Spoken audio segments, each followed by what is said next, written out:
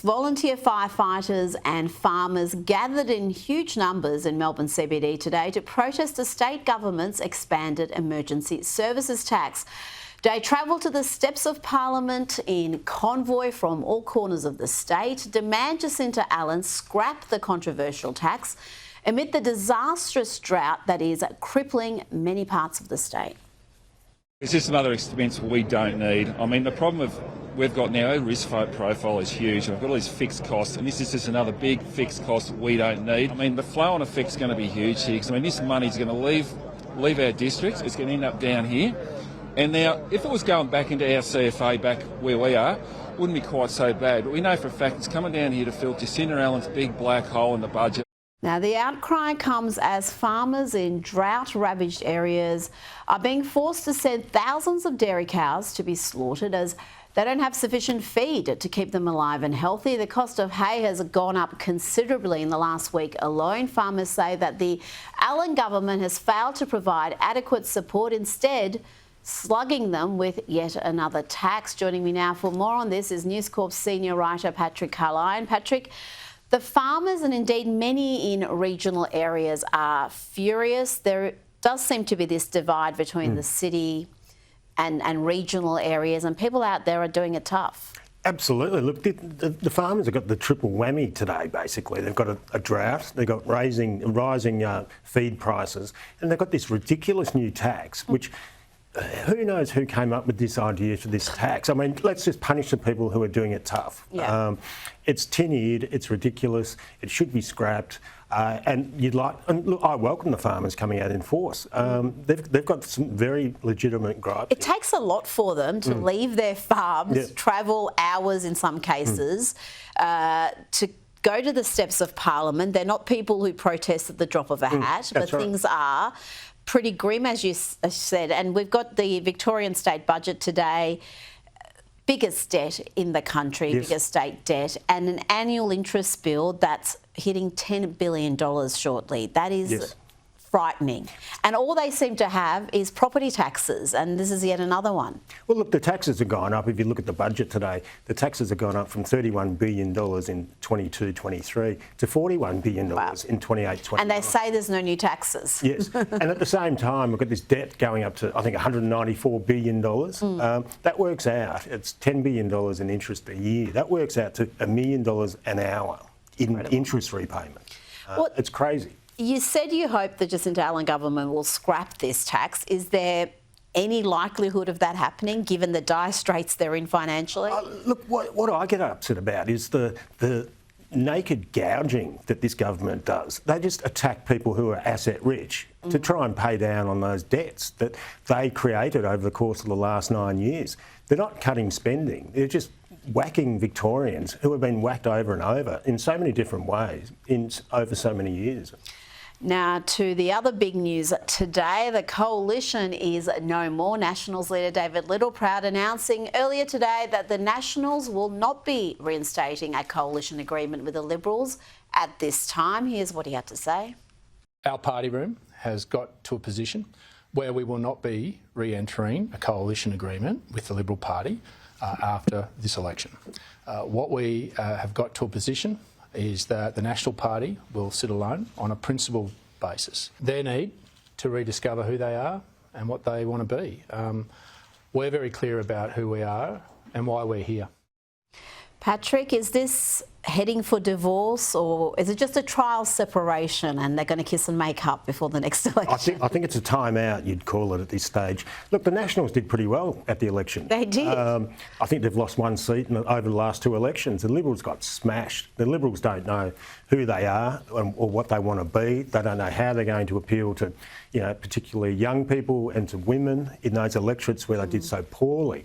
The Nationals, in contrast, actually did very well. They want to prosecute the policies that they took to the election and those policies which won over electorates in a very successful way. So, look, I think you can assume they probably get back together at some point. They have split 3 times previously, which I didn't realise. It does happen from time to time, and it probably is a good time for a time-out. Well, the Nationals seem to have a much firmer idea of who they are, what they stand for, and it speaks to the electorate because, as you said, they did pretty well in a election campaign that was disastrous for the coalition overall. There's only, I think, 5 or 6 seats between them. The Nationals could be the lead opposition, which would mean the Prime Minister or the alternative Prime Minister could come from them. So it's quite a different set of circumstances to what we've seen in the past. Look, I think it just emphasises that regional city divide, which has been really growing rapidly, especially over the last 10 years.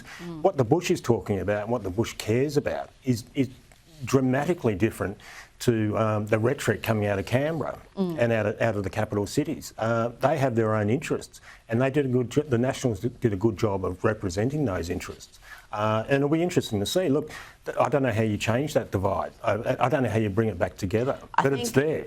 The issue of net zero is going to be crucial energy policy. If Susan Lee wants to go down this renewables road and stick with net zero, then perhaps this reconciliation is not going to be as amicable as you would like, because the Nationals, and they certainly have people within the party who are outspoken on this, want this policy abandoned. They see it as holding the party back. And you've got to say, since they embraced net zero in 2021, they've lost 2 elections in devastating circumstances. Absolutely. Look, the Nationals are realistic. They're saying we need nuclear. The renewables is not going to work. And I think time will tell. And I think that will be shown to be so, that nuclear has to be on the table. They haven't sort of run away from that. The coalition, together sort of brought forward this nuclear idea. Then the Liberals sort of ran backwards from it at 1,000,000 miles an hour, whereas the Nationals have said, well, we need this. This is what we need. So, and look, the Liberals need to do a lot of soul searching over many months to actually work out who they are and what they're going to do. The Nationals are an entity unto themselves, and they're doing pretty well. They are. They're certainly doing better than the Liberals at the moment. Now to the other side of the aisle, and Anthony Albanese's welfare working group, known as the Economic Inclusion Advisory Committee, what a name, is pushing for Labor to end its $6.8 billion power bill rebate scheme and instead redirect that money to more solar panel and battery subsidies, more money for the renewable sector from your taxes. Patrick, what do you think of this suggestion? Look, there's a standout statistic in this discussion. Power prices across Australia have gone up 47% this year, out-of-pocket prices, 47%. There's no way in the world politically this government is going to drop out the rebate. They need the rebates just to keep everything going. And it just seems so pie in the sky. I mean, low-income people, subsidising solar batteries on their roofs? How are they going to find the difference, which is, $5,000, $10,000 to try and save the planet? Absolutely. And a lot of low-income people rent. So how are they going to be getting subsidies for this? It is so harebrained, but then so is the whole notion that renewables are cheaper and we keep pumping money into renewables and our power bills keep going up. I wonder at some point we're going to sort of realise, well, maybe the renewables aren't that cheap after all.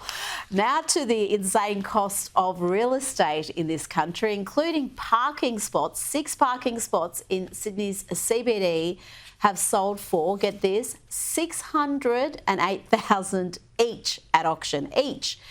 And it's supposed to be, Patrick, a record price per space. That is crazy. In most countries, they would look at that and would refuse to believe that. 600,000 in whatever currency that transfers to would buy you a substantial house in most countries. Absolutely. Look, I think there was 92 inquiries for these car parks. Wow. It is prime real estate. It's near Circular Quay in Sydney. It is. It's still a parking spot. It is a parking spot. They had 30 bids. They went past the reserve after 4 bids, I think. It shows there is still money around. And something like that, look, that is very desirable to have those car parks. Oh, absolutely. Now, I know you're a footy fan, so before you go, I want to get your input on this story.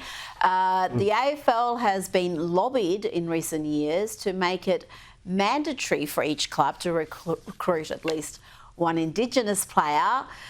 What do you make of this proposal? The number of Indigenous players on AFL lists has reduced in recent years, but do we really need to have quotas and mandatory recruitment? look, like quotas in every aspect of industry across the board, they don't work, and it's not going to work in an elite sport context, is it? No. Look, the numbers are sad. I think there's 87 Indigenous players playing AFL 5 years ago. It's down to 62. Still is an overrepresentation, though. I mean, obviously, a lot of Indigenous players are hugely popular, some of the best players in the league, and they've always been overrepresented. So the rationale for a quota or a mandatory recruitment requirement seems a bit odd. Well, it simply wouldn't work. Those players, if they were recruited as, as a quota sort of deal, they're not going to get games. Like, exactly. They're not going to play AFL. It's not going to work. I mean, a lot of things need to be done. There are systemic issues here in terms of getting great players to the AFL, playing field. And there's lots that needs to be done, but quotas is not going to fix anything. Patrick Carlyon, thanks for your time tonight.